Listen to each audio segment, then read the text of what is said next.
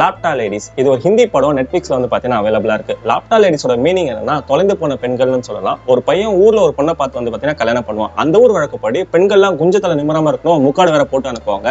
ட்ரெயின்ல வந்து பாத்தீங்கன்னா அவன் ஊருக்கு அந்த பொண்ணாட்டியை கூட்டிட்டு வரும்போது அதே மாதிரி நிறைய கப்பல்ஸ் வந்து பாத்தீங்கன்னா கல்யாணம் பண்ணிட்டு ஒரே சாரியில வந்து பாத்தீங்கன்னா உட்கார வச்சிருப்பாங்க, முக்காடு வேற போட்டுக்கிட்டு.